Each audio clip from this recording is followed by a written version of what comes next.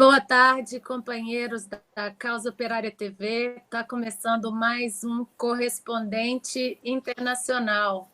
Hoje, dia 8 de setembro de 2022.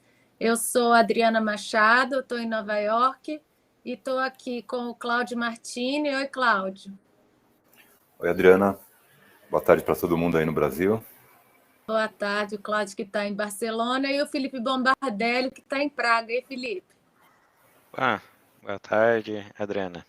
Sorte aí que teve acontecimentos na República Tcheca, coincidência. Eu estrear semana passada aqui e já ter pauta aí para falar sobre a República. O correspondente internacional aí com informações diretamente de Praga, onde aconteceu uma grande manifestação e a gente vai falar sobre isso e muito mais. Eu queria já agradecer o pessoal que está aqui com a gente, que já chegou, sou eu, dou boa tarde. Rude Pride United Fight mandou uns emojis. O Reginaldo Ramos de Lima já está comentando sobre o nosso título do programa, que é Colômbia entrega a Amazônia. Ele está falando a Colômbia abre as portas para o novo Vietnã, agora na América do Sul.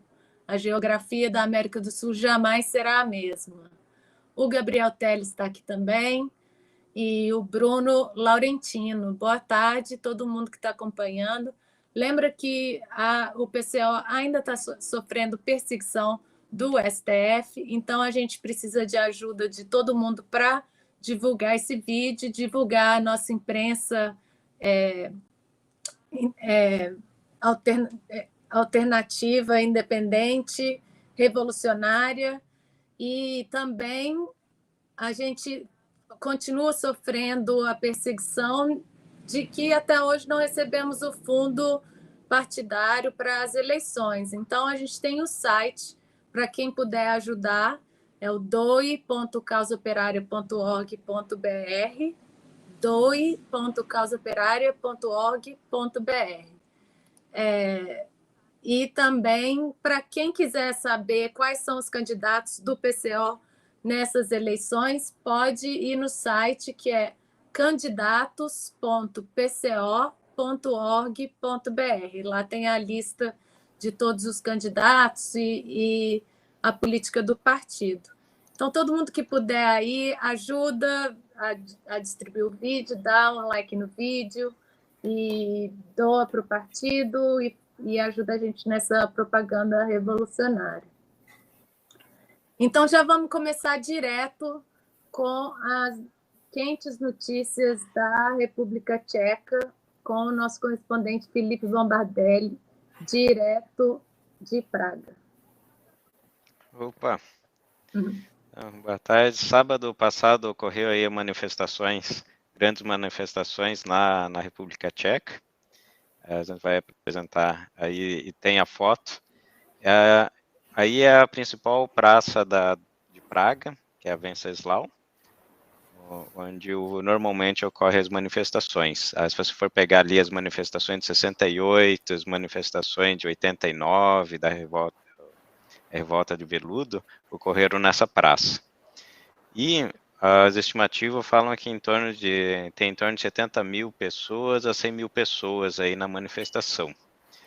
Qual que é a parte importante? Ela foi organizada contra a guerra e contra a questão da crise energética, da inflação.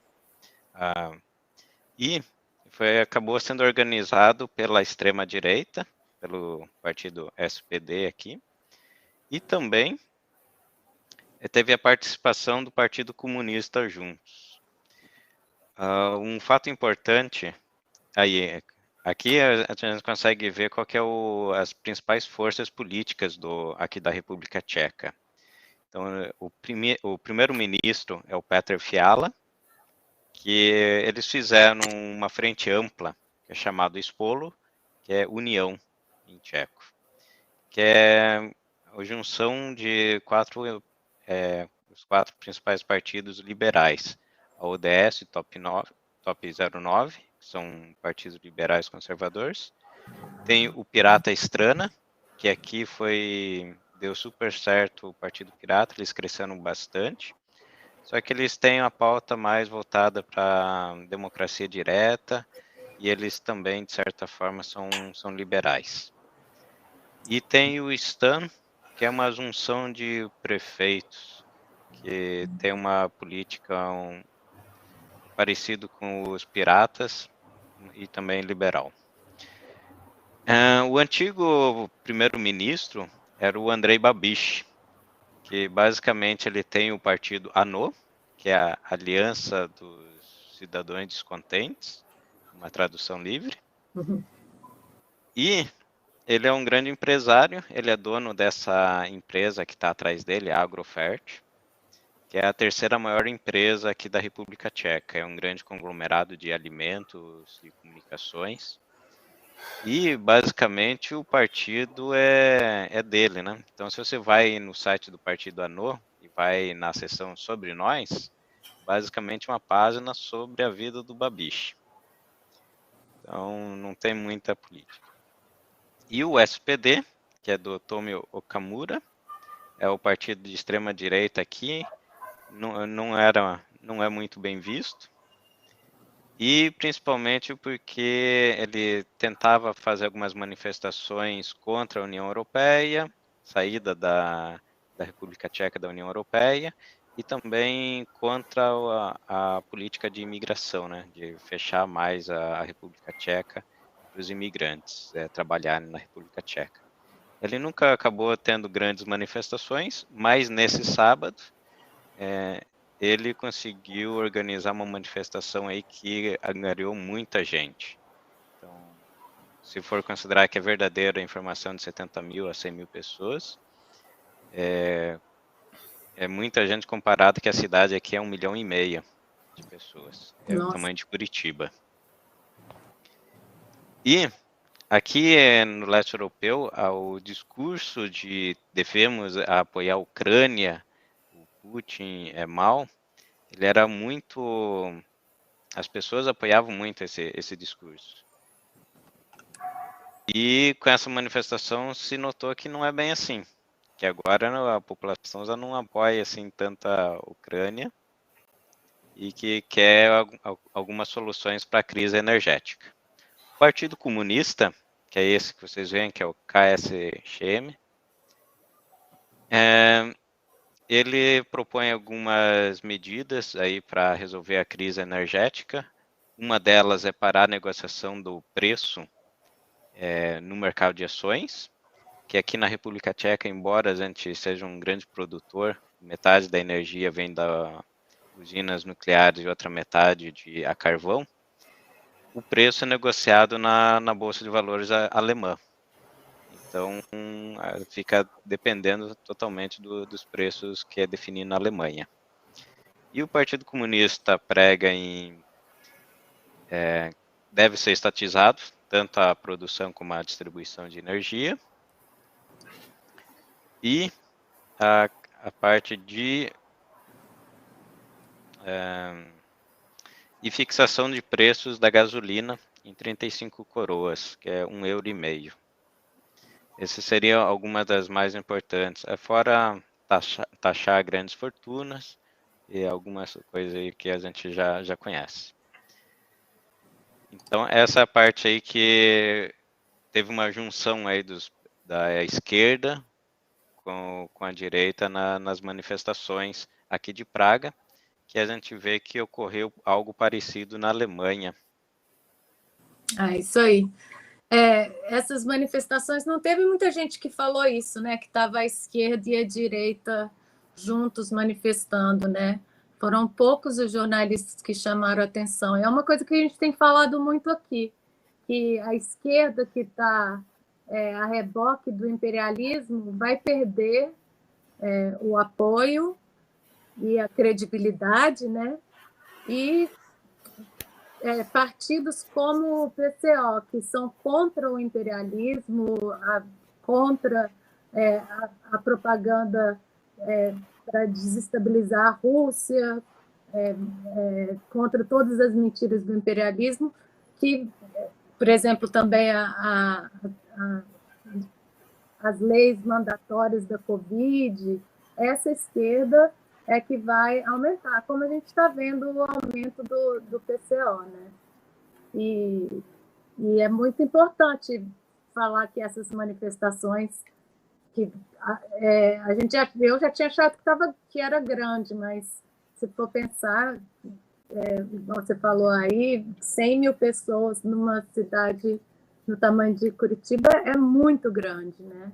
E eles estavam protestando contra a União Europeia, contra a OTAN e contra o aumento do preço de energia, que é o que está desestabilizando toda a Europa, como resultado aí dessas sanções estúpidas que eles colocaram contra a Rússia e que está totalmente voltando contra eles mesmos, né? As manifestações da... Antes da gente passar para o resto da Europa, eu queria só dar um oi para o pessoal que está chegando aqui no chat. Eu coloquei uma foto da rainha aí, que está todo mundo comentando a morte da rainha. O estúdio M5 colocou God Save the Queen, Deus salve a rainha. O regime fascista, ela não é um ser humano, não tem futuro na Inglaterra. É uma letra do Sid Vicious aí de 1977. Muita gente comemorando, né, a morte da rainha.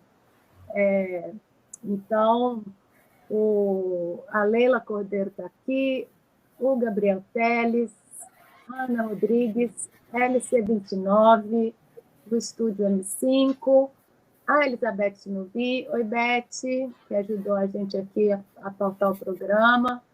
O Carlos Nishimiya mandou um super sticker muito legal aqui, tá cheio de energia. Sou eu também mandou um super sticker, o Luiz Bergosa está com a gente e a Lígia Costa. Então, todo mundo chegando aí, lembrando de dar um like no vídeo e ajudar a gente a fazer a propaganda da imprensa revolucionária do PCO. Então, vamos lá. Essas manifestações de Praga são só um exemplo do tanto que a Europa está desestabilizada por causa dessa política de ir contra a Rússia nesse momento, e teve manifestação contra a OTAN também na Alemanha, né, Cláudio? Por causa da energia. No dia 5, teve o protesto da direita, representada pelo movimento Saxônia Livre, e a esquerda também, representada pelo partido Die Linke, simultaneamente, mas separados, né? As duas manifestações separadas na cidade de Leipzig, contra os aumentos de preço. E importante a reivindicação que eles estão pedindo a abertura do gasoduto Nord Stream 2, que seria aí uma forma de resolver a crise energética na Europa, né? E superar ainda ter sobra de energia, né? Então, por uma questão política aí, que o imperialismo está tentando mostrar sua força, mas é a população que está pagando, né? As custas da população, e não só a população, como a economia, a indústria dos países e do mundo inteiro, né? A barriga do trabalhador. Oi? Eu queria só lembrar que esse Nord Stream 2 foi a Alemanha que pediu para a Gazprom construir, né? E aí começou o conflito e eles fecharam.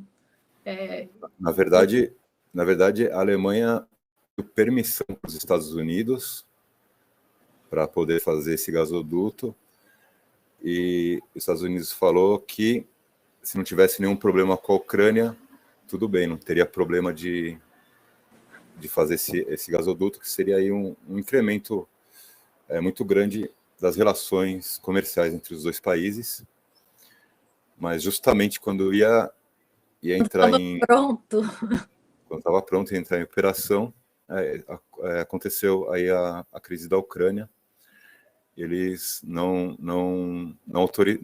deram licença para o gasoduto, ele está parado, pronto, né? Por isso que tem a situação supostamente o gasoduto no Nord Stream 1 não está funcionando por questões de manutenção, mas obviamente que isso é uma pressão da Rússia, né? Aí para manter, para mostrar o seu poder sobre a Europa, né? Que contrariamente aí a teoria da dependência, né? Parece que a Europa não é tão independente assim, os países desenvolvidos não são assim tão independentes dos países subdesenvolvidos. A gente está vendo isso na prática, né? Esse anúncio de que o Nord Stream 1 seria interrompido foi feito nessa sexta-feira, né, no dia 2. E eles estão falando que é por um problema técnico causado pelas sanções. Então, o Putin fala que é só vocês levantarem as sanções que o problema da energia acaba. Mas o governo da Europa, pressionado pelos Estados Unidos, não está nem cogitando isso, né? Pelo contrário, estão tomando outras medidas. A gente tem aqui a declaração do presidente alemão, Scholz. Ele diz que ele espera que na Europa não ocorrerão revoluções populares, ou seja, que está tudo sob controle. A Europa está completamente controlada, o que não deixa de ser uma verdade, mas isso pode vir a se alterar, mas parece que sim. Para a gravidade que está a situação, realmente a situação está bem controlada, né? Eles têm um controle político muito grande, impressionante mesmo. Eles anunciaram aquele aumento que a gente falou há um tempo atrás que os bancos dos Estados Unidos fizeram, que era o aumento das taxas de juros, eles fizeram na Europa agora, que é um aumento de quase 1 ponto por cento nas taxas de juros, que é o que a gente falou, que isso não vai adiantar nada para a situação, não vai conter a inflação. O que eles pretendem primeiro, falar que fizeram alguma coisa e desestimular a economia no sentido de diminuir os empréstimos, fica mais difícil para as pessoas conseguirem empréstimo no banco, o cartão de crédito fica mais caro para pagar, mas isso não vai adiantar nada, né? O que eles estão fazendo passando a conta para o trabalhador, né, Cláudio? Isso daí interfere diretamente no crescimento da economia, né? E para controlar a inflação dessa maneira seria através de uma recessão, né? Eles aumentando a taxa de juros, diminuem o investimento da indústria, gera uma recessão e a gente consegue ter o controle da inflação pela própria recessão, porque não tem consumo, né? Se reduz drasticamente o consumo. Depois a gente vai mostrar o gráfico que a gente está indo para isso daí. Eles tentaram, né, pôr um teto para o valor da energia russa. Esse daí é o gráfico o gráfico do crescimento da economia. Ah, tá. Teria que voltar lá. Esse é o do... Esse daí, eu não sei exatamente, que é porque está em alemão. É o do... Tá aqui. Qual que você está querendo mostrar? Qual gráfico? Quando estava o outro gráfico, eu queria explicar o outro gráfico. Aquele do Global, que a produção colocou primeiro, eu achei que era o errado. Então, a produção vai voltar com ele aí. Pode falar. Esse é o gráfico da Goldman Sachs, que é uma consultoria bem importante, capitalista, né? Então, ele mostra essa queda abrupta, a pandemia, a recessão no período da pandemia, mas o vermelho é a situação da indústria, e os outros é o setor de serviços e a média, né? A gente vê que antes da pandemia a indústria já estava aí à beira da recessão, já estava aí, que a risca no meio é o limite de recessão, que é crescimento inferior a a 50, né? 50 pontos. Então, durante a pandemia, tem essa queda gigantesca. Depois, naturalmente, com o retorno da pandemia, tem o crescimento, também com as inversões aí no mercado financeiro, mas também dão fôlego para a economia em geral. E agora, com o problema da Ucrânia, a gente entra aí num período que aponta para a recessão. A indústria aí quase entrando, o setor de serviços já está em recessão. E essa aí é a curva do crescimento da economia indo para baixo mesmo. Né? A inflação... Teve uma melhora após a pandemia, e agora a gente tem essa curva que a gente está aí com o problema da energia, parando a indústria e levando e aumento dos juros, justamente quando a gente está entrando num período aí de grande recessão, e a política internacional agrava essa tendência, né? Os governos que estavam tentando fazer pressão para ter um limite de preço do petróleo russo, não conseguiram, né? Obviamente, não conseguiram fazer essa pressão à Rússia e ao Putin, porque eles estão vendendo para a Índia, estão vendendo para a China, estão vendendo para a África, e o que eles estão colocando limite agora é nos preços das contas de luz na Europa, né? A Alemanha anunciou um pacote de alívio de 65 bilhões de euros para ajudar os cidadãos a pagar a conta de luz e aquecimento. Na Áustria, o governo anunciou 2,5 bilhões de euros para subsidiar as contas de energia. Na Inglaterra tem esse subsídio também. Eu queria explicar da Inglaterra. Pode falar. Que a primeira-ministra Liz Truss, ela era contra esse subsídio, mas ela foi aí forçada, e também seguindo o interesse das próprias empresas de distribuição de energia, eles vão aí estão encaminhando um pacote de 130 bilhões de libras, né, que vão ser pagos aí com juros entre 10 e 15 anos. Esse empréstimo aí para subsidiar a energia tem a garantia do governo, mas vai ser pago pela população. Eles vão ter essa conta aí vão pagar essa dívida aí na sua conta de energia durante 10 a 15 anos aí no futuro. Eles vão receber essa fatura, além do que eles estiverem consumindo no futuro, seja como for aí esse futuro de recessão ou não. Está garantido pelo governo, mas vai ser uma dívida aí imposta à população diretamente na sua conta de energia. Né? Na semana passada, a gente deu aquela notícia de que talvez a Inglaterra precise da ajuda do FMI, e é uma notícia, para mim, eu acho muito engraçado, porque eles vão pagar a guerra na conta de luz, né? Vai ter uma partezinha lá, custo da guerra contra a Ucrânia para o consumidor. Né? É uma loucura. Durante 10 a 15 anos. Fora o que o mundo vai ter que pagar, que a gente ainda não tá previsto, ninguém prevê isso, né?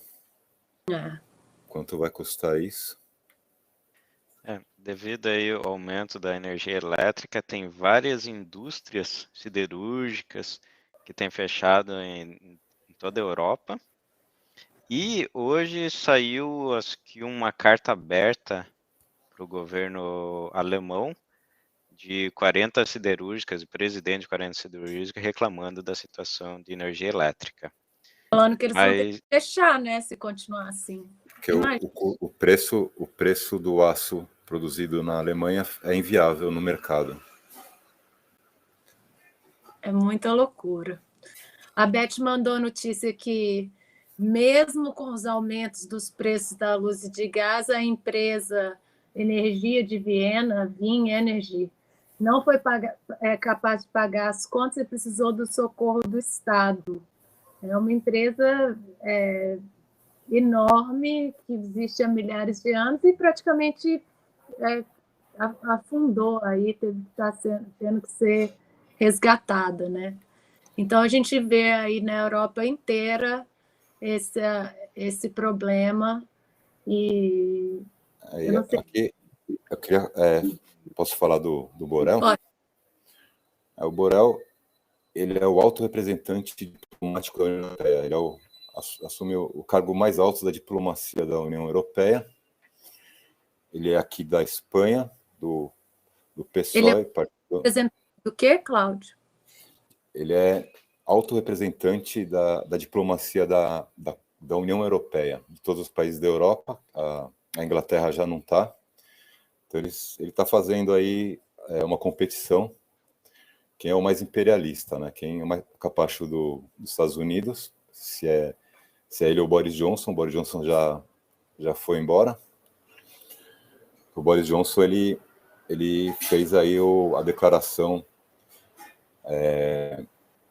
nuclear, né? Pois a Rússia em alerta nuclear, fez essa declaração aí. Mas o Borrell não fica para trás, e essa semana ele fez a declaração que mostra bem como que tá a política aqui, né? Ele falou: ainda não temos um plano concreto de como derrotar um país fascista, a Rússia, né? E seu regime também fascista. Então, ele disse que ele não tem um plano concreto, mas que a Rússia é fascista. Mas isso é uma declaração diplomática da União Europeia. Então a Rússia falou: bom, desse jeito aqui, a gente não tem mais relação diplomática com o Borrell, e se eles pediram a tradução, né, a transcrição, porque saiu na agência de notícias, eles pediram a transcrição, o Lavrov, né, o Sergei Lavrov, que é o primeiro, o diplomata russo, ele pediu a transcrição, ele falou: se a transcrição confirmar o que foi reproduzido no relatório da agência F, da agência Europa Press, né, a Rússia estaria disposta a questionar totalmente as suas relações com a União Europeia. Seria cortar totalmente o fornecimento de gás, sem nenhuma relação com problema técnico, realmente por uma questão diplomática, cortar completamente o fornecimento de gás para a Europa. Então, isso aí E lembrando que o Borrell, ele é do PSOE, que é uma frente ampla de esquerda, aqui na Espanha. Né? Ele é do PSOE, mas ele tem uma posição... ele tem uma posição aí bastante fascista mesmo, né? Ele sim poderia ser tido facilmente aí como fascista, mas a gente vê aí a política como que tá. Então eles estão... Já não basta chamar a Rússia de imperialista, agora também tem que chamar a Rússia de fascista, e a Rússia de fascista, e é difícil conceber isso, porque justamente foi a Rússia que derrotou o fascismo no final da Segunda Guerra, mas agora é fascismo para todo lado, né? Então a gente tem que tomar cuidado. Agora está ficando bem complicada, normal, né? Nessa situação de crise, aí a luta contra o fascismo, confundir completamente o ambiente político. Mas a gente vai vendo que a direita está assumindo uma posição aí de defesa dos interesses nacionais, enquanto a gente tem os partidos fascistas que não conseguem, né, fazer esse tipo de defesa, né? Então a gente vai ter que acompanhar e esclarecer melhor toda essa situação de como que está o ambiente político, lembrando que o fascismo ele não chega a ser uma grande ameaça quando ele não tem o apoio do imperialismo. Exatamente. Então, por isso a política anti-imperialista ela é uma questão fundamental nesse momento. Falando em fascismo, vamos passar para a Ucrânia um pouco, porque a gente viu aí o imperialismo fazendo essa propaganda toda de que o Putin é o pior presidente do mundo, que a Rússia é fascista, mas eles estão mandando dinheiro para o exército fascista que tomou conta da Ucrânia depois que eles deram o golpe em 2014, né? Mas uma notícia interessante que apareceu agora é que, em agosto desse ano, o Zelensky assinou um projeto de lei que retirou os direitos trabalhistas de 70% da força de trabalho ucraniana. A gente que já fez o curso do PCO sobre o que é o fascismo, a gente sabe que o fascismo tem uma das características principais é tirar o dinheiro dos trabalhadores, tirar o direito dos trabalhadores, oprimir a classe trabalhadora, né? Um ataque, por exemplo, o Zelensky, ele tirou esses direitos, mas ele está controlando militarmente o país, né? Ou seja, é sob o uso da força. Não existe nenhuma oposição, nenhuma possibilidade de oposição. Ele também anulou todos os partidos de oposição. E agora está tirando, assinou essa lei aí, que ela trata das horas de trabalho, proteção contra a demissão.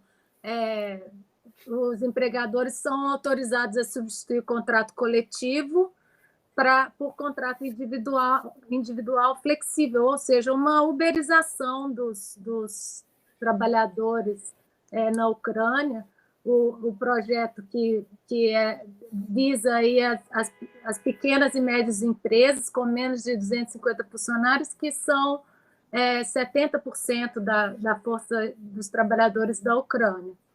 E o Zelensky, eu coloquei um site aí, mas eu também coloquei a foto. É uma coisa muito impressionante.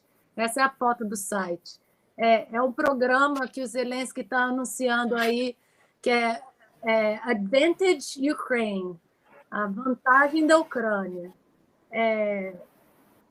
Segundo ele, aí, é a maior oportunidade da Europa desde a Segunda Guerra Mundial, que ele é um esforço para neoliberalizar a economia, que já foi completamente saqueada depois do colapso da União Soviética. Fala de desregulamentação, que é o que ele acabou de passar, a lei aí desregularizou o direito dos trabalhadores. E para fazer essa propaganda, ele apareceu aqui na Bolsa de Nova York. Ele fez um discurso na abertura da Bolsa de Nova York, chamando as empresas para investir na Ucrânia, falando que o investimento da Ucrânia é um investimento na vitória da guerra. Venha vencer a guerra com a gente. Tem uma foto aí dele no discurso, isso aí na abertura da Bolsa, tocou o sininho da Bolsa. Essa matéria, isso aí é um post sobre uma matéria que saiu no Grey Zone.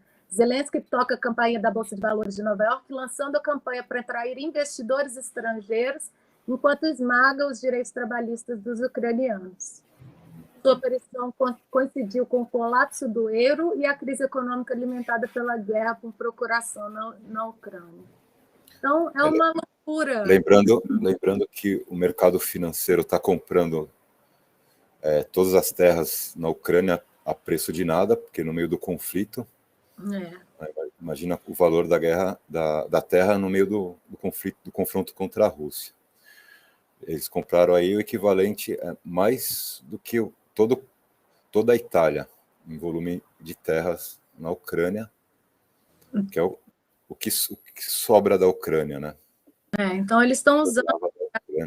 Oi, desculpa, pode falar. Não, era o que sobrava da Ucrânia para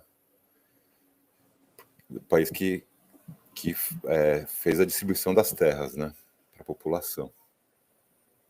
Então, enquanto eles fazem a guerra, tiram o direito dos trabalhadores, as empresas compram as terras, fazem investimento, é realmente uma loucura, a imprensa toda falando mentiras. E a situação no fronte é calamitante para os ucranianos. É lógico que tem baixa dos russos também, mas já está falando que foram mais de 200 mil soldados ucranianos que morreram ou ficaram gravemente feridos na guerra. 200 mil soldados. É muito impressionante esse número. E o pior de tudo é que eles continuam incentivando, né, mandando as armas e falando que vão lutar até o último ucraniano, matar todo mundo. Tem uma notícia da Ucrânia, que é de uma amiga ucraniana. Então ela disse que a iluminação pública voltou a funcionar em Kiev. Que eles voltou a funcionar a iluminação pública. Então parece uma notícia pequena, mas a gente devia comparar aí com as guerras imperialistas. Todo mundo viu, né, pelo menos de longe, aparecia aí no Iraque, a Síria, o Iêmen, na Iugoslávia. Não voltar, não é que a Ucrânia esteja ganhando a guerra e voltou a tranquilidade em Kiev. A situação é oposta. A gente vê que o monstro fascista do Putin, ou da Rússia fascista, né, não está utilizando essa velha tática fascista, que é de massacrar a população civil, né? Essa aí é a tática utilizada desde a primeira incursão fascista, que foi o exército de Mussolini na África, né? Então, desde o início aí, essa também é outra característica bem fundamental do fascismo, que é o massacre da população civil durante a ofensiva militar, né, que não está acontecendo. Pelo contrário, né, a Rússia faz doação de alimentos que os ucranianos acabam bombardeando. Teve notícia que eles bombardearam o grupo que estava fazendo doação de alimentos, e o Zelensky ainda passou lei falando que quem estiver passando fome no meio da guerra e aceitar a comida dos russos pode ser preso. É uma loucura, né? E esse incentivo deles mandarem armas continua fazendo com que o conflito seja muito sangrento. Eles atacaram, os ucranianos começaram a atacar ali a região de Kherson. Tem uma foto da região de Kherson que mostra que a Rússia fez um outro caldeirão ali, que mostra que eles cercaram todo mundo. Eles falam que nos últimos 3 ou 4 dias foram mais de 15 mil soldados ucranianos que morreram, um número enorme para poucos dias. E os ucranianos não conseguiram tomar cidades. A produção deve estar embaixo da foto de Kherson, que mostra um pouco isso.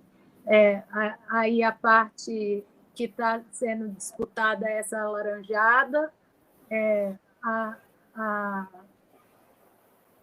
O exército russo tomando conta, os ucranianos ali no meio totalmente cercados, e eles tentaram atacar e se deram mal, né? Felipe queria fazer algum comentário? Isso, que inicialmente os ucranianos entraram a fundo no território, começou a surgir alguns mapas aí nos grupos de Telegram e tal. Só que, basicamente, tudo que parece é que a Rússia meio que recuou, justamente para fazer esse movimento em pinça, para depois cercar os ucranianos. E a gente tem um vídeo da Sputnik que ele tem uma parte que é um pouquinho gráfica, que mostra o ataque dos russos aos soldados ucranianos ali no fronte. Quem tiver aflição, fecha o olho. Mas tem uma parte muito interessante que mostra como que o exército ucraniano está caçando civis na rua, homens que estão se divertindo na noite, acho que em Kiev, estão sendo caçados para entrar no exército à força, para servir de bucha de canhão para o imperialismo que não está deixando o conflito acabar. Vamos ver esse vídeo da Sputnik. A coalizão russa continua avançando com sucesso pela direção de Marinka, na região de Donbass. Nas imagens publicadas pela Milícia Popular da República de Donetsk,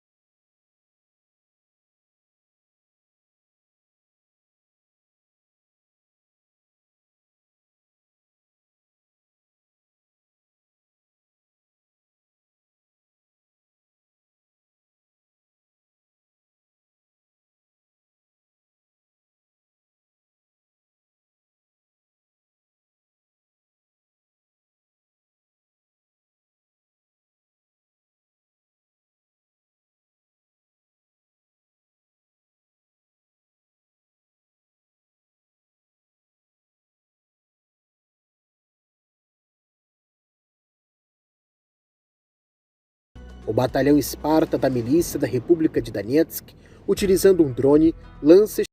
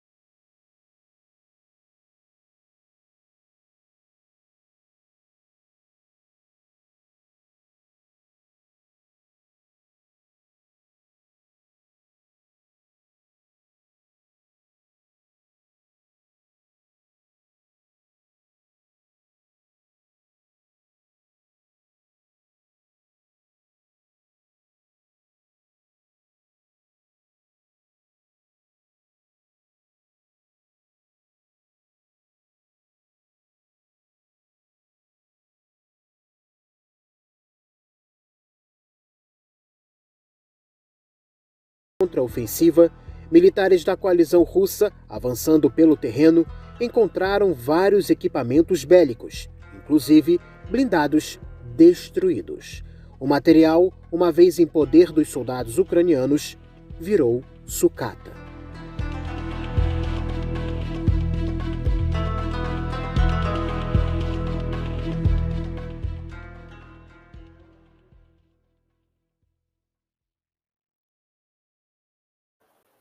Então, vocês viram aí a Ucrânia caçando os civis na rua para jogar eles no exército. Tem notícias até de que eles vão começar a fazer isso com as mulheres também. E eles sendo detonados aí no front, né? E, enquanto isso, a Rússia pediu na ONU uma revisão do relatório sobre o perigo nuclear lá da usina de Zaporíjia, porque eles falaram, foi a Maria Zakharova que falou que a Rússia forneceu os dados completos sobre a fonte do bombardeio à agência que controla de energia nuclear, e isso não foi mencionado no relatório. Eles fizeram um relatório só falando que tem perigo nuclear. Aí essa aí é a Agência de Energia Nuclear, alertando para ameaça catastrófica de bombardeio na Ucrânia, mas o relatório não inclui a informação que a Rússia mandou de que esses bombardeios estão vindo da Ucrânia. E aí a notícia que a gente viu antes é o chefe militar da Ucrânia falando que a guerra nuclear limitada não pode ser descartada. Ou seja, eles não têm limites, esse pessoal. Alguém quer fazer um comentário? Eu queria fazer um comentário. Pode falar, Cláudio. Então, a gente vê aí o regime da Ucrânia, que é um regime que se aproxima muito do fascismo. A gente vê a característica principal que dá esse nível de destrutividade do regime, né, de periculosidade, de ser realmente um regime realmente monstruoso, bem cerca do que foi o fascismo. A gente vê que o fator principal é o apoio do imperialismo, né? O apoio do imperialismo, ao mesmo tempo, para a imprensa imperialista, a imprensa mundial controlada pelo imperialismo, não é fascismo, né? São o povo mais lindo do mundo, né? De olhos azuis e tudo. Não é fascismo para toda a esquerda imperialista e para toda a imprensa imperialista. Isso daí que a gente está vendo na Ucrânia não é fascismo, né? Ao mesmo tempo que os partidos, né? A gente tem aí que a gente tem os partidos que se dizem fascistas, mas que não têm o apoio do imperialismo. Esses sim são os monstros terríveis, né? Então, a gente tem que esclarecer essas coisas e fazer bem essa leitura política, né? E ver que o apoio do imperialismo é o fator determinante para a gente saber quem é realmente nosso inimigo. E que o fascismo não é qualquer Zé Mané que vai lá e fala que é fascista. O fascismo é o Zé Mané que tem todo o apoio do imperialismo e faz o que tiver que fazer para levar adiante a política do imperialismo. Para não dizer quem apoia essa política também, né? Para não dizer, vamos ver, a esquerda que apoia a ofensiva ucraniana, que apoia o fascismo ucraniano, que ela é, né? Então, essa é a situação política que a gente está vivendo agora e que a gente tem que começar a questionar e esclarecer, né? O Henrique comentou aqui no chat, eu espero que foi sarcástico, falando que é um verdadeiro herói, esse Zelensky, é um herói do fascismo, né? Tá aí vendo, não sei qual foi o termo que você usou, um Zé Mané aí, um Zé Mané, cheirador de cocaína, insignificante. Com todo o apoio do imperialismo, é um monstro, de verdade. A Hillary Clinton, que é o verdadeiro monstro, chama o Zelensky de herói. E falando em fascismo, enquanto isso, vários países da Europa falando que vão revisar a questão do visto para os russos, indo contra aí a Convenção de Geneva, que proíbe essa eles estão condenando o povo russo nessa história do conflito, né? Os países bálticos já estão falando em proibir a entrada dos vistos. A Estônia, que está aí com 25% de inflação, está aí limitando a entrada de russos. É um absurdo. E, enquanto isso, o Putin está lá no Fórum Econômico de Vladivostok, no Fórum Econômico, falando que não importa que alguns queiram isolar a Rússia, é impossível conseguir. Aí o Putin falando que Moscou se voltará para o Oriente Médio e se voltou para o mundo inteiro, porque essa opressão do imperialismo aí já não está funcionando mais, né? Ele falou que o país vai a Rússia vai parar de exportar gás e petróleo se eles adotarem o tal do teto de preço para os combustíveis russos, porque não faz sentido nenhum num sistema capitalista vender um produto se você vai ter prejuízo, né? E nas próximas semanas ele vai encontrar com o Xi Jinping lá no Uzbequistão, mostrando aí que aquele anúncio que a gente deu há um tempo atrás de que a Rússia e a China estão se aproximando numa relação sem limites, né? Tá aí apresentando um contrapeso para a hegemonia do imperialismo. Eu queria fazer um comentário. Último para a gente falar da Amazônia, a não ser que o senhor quiser também. É uma piada, mas... Adoro, pode falar. O Putin quase resolveu abaixar o preço do petróleo porque o Bernie Sanders falou para ele que o Biden é gente boa.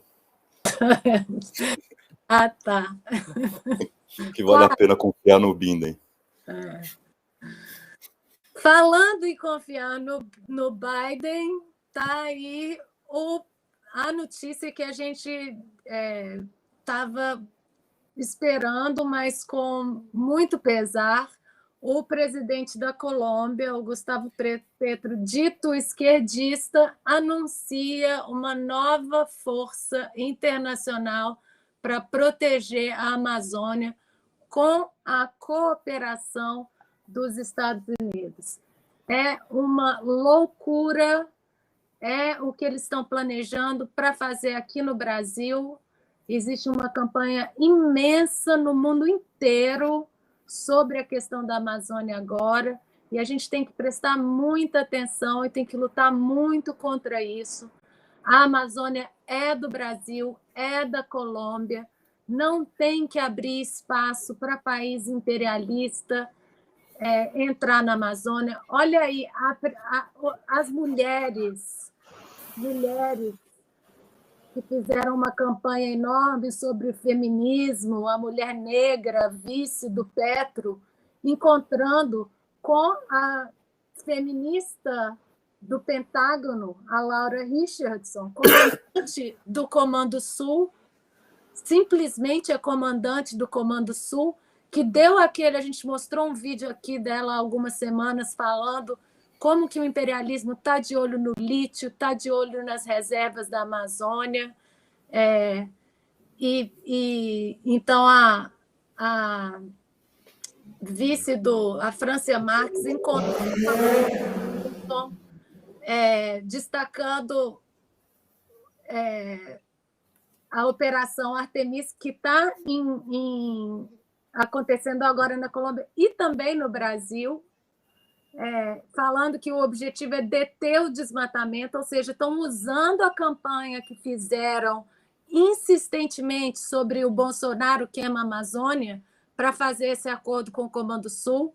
O Petro falou que o maior problema da Amazônia é a queimada, ou seja, estão usando essa propaganda que fizeram do Bolsonaro queimador da Amazônia para fazer esse acordo. Aqui nos Estados Unidos tem um documentário falando que o Bolsonaro... o documentário começa com aquele dia que São Paulo estava dentro da... Não podia ver nada durante o dia, porque a fumaça da Amazônia chegou até o Sudeste. Fizeram essa propaganda, usaram isso falando que é o Bolsonaro que faz as queimadas e que isso justifica a entrada do Comando Sul na Amazônia, o que é um absurdo, o que é um entreguismo, o que é ferindo a soberania nacional.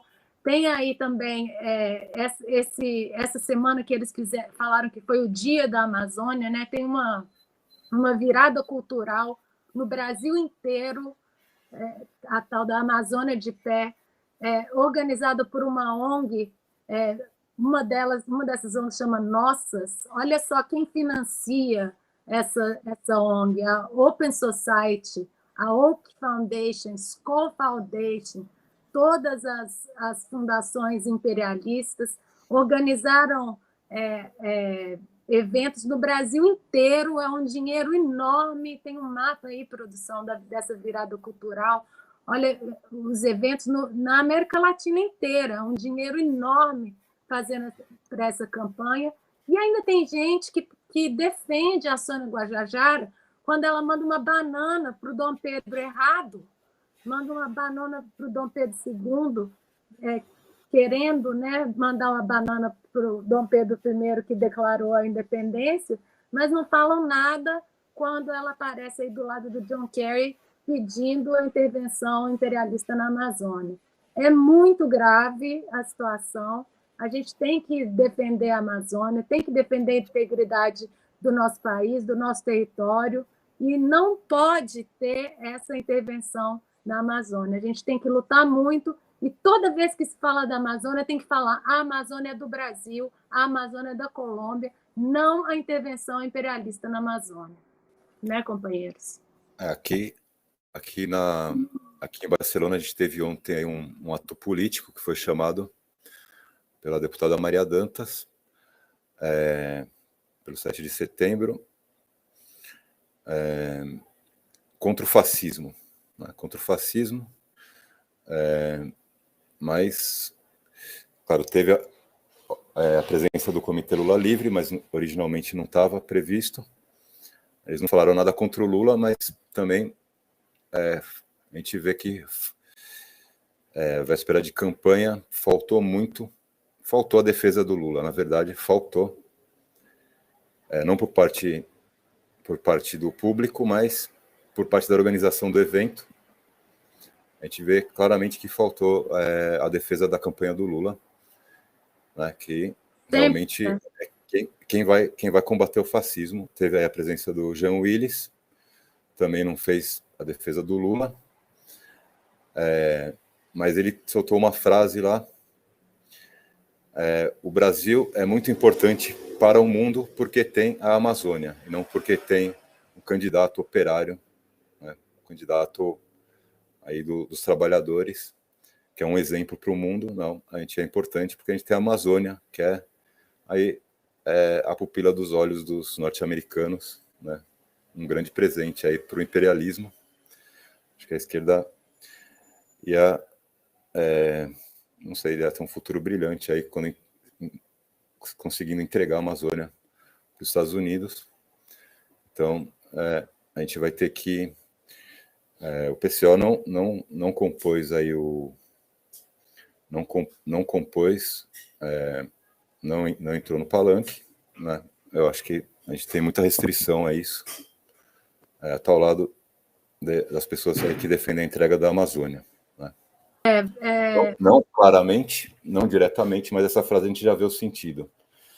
E nenhuma palavra anti-imperialista contra o imperialismo, nenhuma palavra contra o imperialismo, e também aí condenando a colonização, o antigo aí, a história, né? O que já passou, que não tem como mudar, mas o que a gente precisa mudar agora mesmo, não sai uma palavra da boca deles, né? Mudando a história, fazendo com que os brasileiros percam o orgulho da sua história, falando que todo homem branco não serve, sendo que a gente aprendeu aí na Universidade Marxista, está aprendendo na Universidade Marxista 500 anos da história do Brasil, sobre como que os portugueses eram progressistas, fizeram um movimento importantíssimo para o desenvolvimento da humanidade, do capitalismo, que a gente sabe que a gente não vai chegar no socialismo se não tiver o desenvolvimento do capitalismo. Os portugueses foram essenciais para desenvolver o capitalismo. Dom Pedro foi essencial para a libertação do Brasil, para o Brasil se tornar um país soberano. E eles estão querendo jogar isso tudo no lixo e falar que tem que começar uma outra história, que o Brasil não é importante ser o Brasil um país enorme, e colocando a esquerda inteira aí falando da Amazônia, sem falar a Amazônia nossa, sem falar em soberania, sem falar do orgulho nacional, da gente defender as nossas fronteiras, defender a nossa cultura.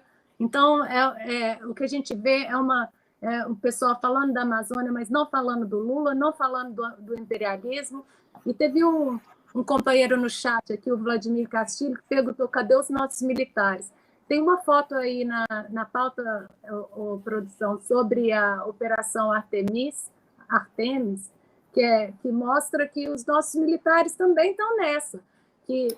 A gente tem um general brasileiro que compõe o Comando Sul do Exército Norte-Americano, integrado, subordinado ao Comando Sul do Exército Norte-Americano. Né? Eles têm a base de Alcântara, aí, que já foi entregue também para os Estados Unidos, sob controle norte-americano. A gente sabe como começa toda a história de intervencionismo, começa dentro dessas... Já não é da embaixada, de uma base militar gigantesca, né? Uma base aí... A gente sabe onde começa, onde que vai parar esse tipo de perda de soberania, né? Olha aí, combate à corrupção e ao tráfico de drogas na Amazônia. Isso é o governo brasileiro. E o governo da Colômbia também está fazendo a mesma coisa. A vice-presidente negra, mulher do Gustavo Petro, que se dizem esquerdistas, reuniu com a Laura Anderson para falar exatamente sobre isso, do combate ao tráfico de drogas. A gente já sabe o que aconteceu na Colômbia, quando os Estados Unidos entrou com essa demagogia de que ia fazer o tráfico de drogas. Matou a esquerda toda. Então, a gente tem que prestar muita atenção, defender nossa soberania. Toda vez que falar Amazônia, falar Lula presidente, falar Amazônia é nossa e falar fora o imperialismo da América Latina. Tem a promessa de pacificação do Gustavo Petro, que a gente não explicou como ele ia fazer isso, pacificação da Colômbia, mas aí entregando... Já viu, a pacificação tira a arma do povo, mata toda a esquerda... E chama o exército norte-americano para controlar tudo. Essa é a pacificação do Gustavo Petro. É uma loucura, a gente tem que lutar muito contra isso. E então fica aqui o correspondente internacional fazendo essa denúncia, esse pedido para toda a militância se empenhar aí nessa campanha de que toda vez que aparecer a Amazônia, fortalecer esses pontos de que a Amazônia é do Brasil, Lula presidente por um Brasil soberano, para a gente defender o nosso território, nossa cultura, nossa história, e tirar o imperialismo daqui. A gente está vendo o mundo inteiro se reunindo aí em torno da Rússia e da China contra o imperialismo, e só o Lula pode levar o Brasil também a ingressar nesse grupo de países que está indo contra, não está caindo de 4 para o imperialismo, que é o que o Bolsonaro faz, né? Apesar de falar que é nacionalista, não tem nada de nacionalista. Como o Cláudio falou, entregou a base de Alcântara, deixa o imperialismo entrar sem problema nenhum, faz tudo que o imperialismo quer. Bateu continência, ele bateu continência com a bandeira americana. Ele é capacho do imperialismo, mas ele não tem o apoio do imperialismo. Não tem o pleno apoio do imperialismo, então a gente tem que prestar atenção que ele não é mais perigoso do que quem tem o apoio do imperialismo. Porque a terceira via ainda é uma opção, né? Simone Tebet, aí, feminista, mulher, ainda é uma opção, mas...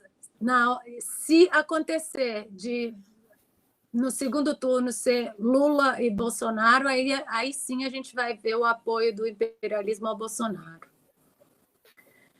Então é isso, companheiros. Alguém tem mais algum comentário? Queria agradecer o Cláudio, o Felipe. Muito obrigada, companheiros. Felipe, muito bom ter você aqui com a gente, direto de Praga, o Cláudio, direto de Barcelona.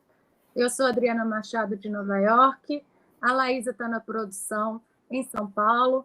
A Beth e o Felipe Aburaia contribuíram com a pauta. E a Carlota, que mandou a boa notícia da morte da rainha. Então... é o PCO aí espalhado pelo mundo contra o imperialismo. Todo mundo que assistiu, muito obrigada. Lembrando aí de ajudar a gente a distribuir o vídeo. E doar para o partido, se puder, doe.causaoperária.org.br. E o site para ver os candidatos do partido é candidatos.pco.org.br. O Correspondente Internacional volta na semana que vem. Muito obrigada a todo mundo e até a próxima.